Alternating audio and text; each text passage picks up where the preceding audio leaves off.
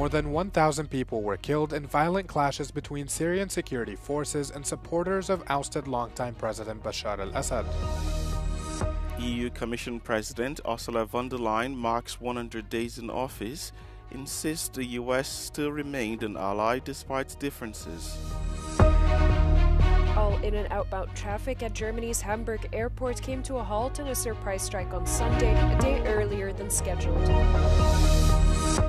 Greenlanders are set to vote in a general election on Tuesday that could determine the island's future amid US President Donald Trump's interest.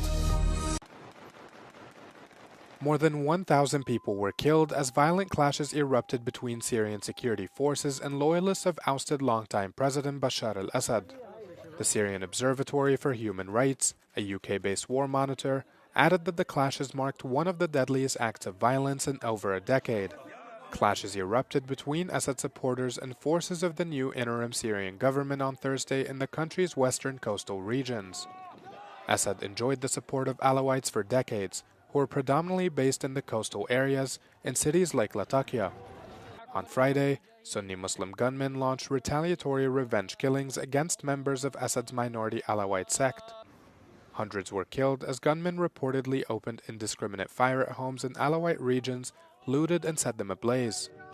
The incident marks a major blow to the Hayat Tahrir al-Sham group, who toppled Assad in early December in a surprise rebellion. The international community has called on all parties to exercise restraint and respect the rights of all Syrians, regardless of personal and religious beliefs.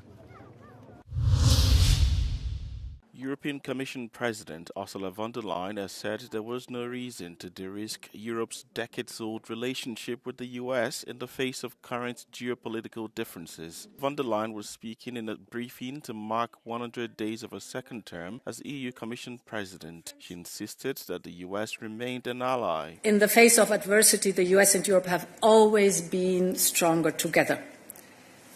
And yes, there are differences. But we might have different views on some topics, but if you look at the common interests that we have, they always outweigh our differences. So I think it's important that we work together. We will have our differences. We have to sort them out, but we will have to find common avenues.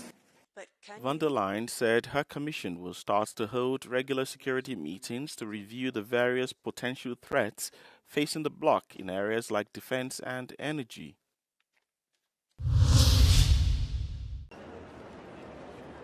All in- and outbound traffic at Germany's Hamburg airport came to a halt in a surprise strike on Sunday. It came a day before trade union Verdi called for nationwide strikes at major German airports.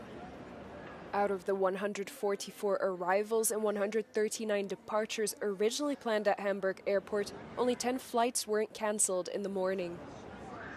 Ich frage mich, warum so?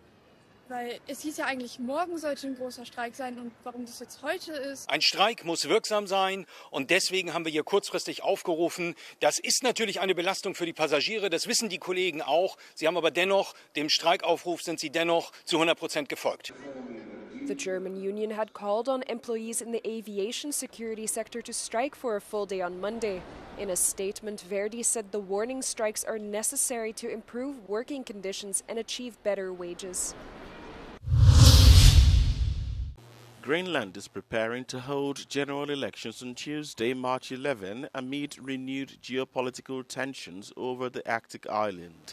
The election campaign is expected to revolve around the island's independence aspirations and relations with Denmark and the US, and the polls are projected to reshuffle the country's parliament. US President Donald Trump's interest in purchasing the island has spurred Denmark to accelerate efforts to mend the fractured ties. Greenland is the world's biggest island with around 60,000 people. The island, a former colony of Denmark, became a formal territory of the Nordic Kingdom in 1953 and is subject to the Danish constitution. If the island became independent, it could choose to become associated with the US without becoming US territory. When Trump offered to buy Greenland in 2019, Danish Prime Minister Mette Frederiksen rejected the idea and called it absurd.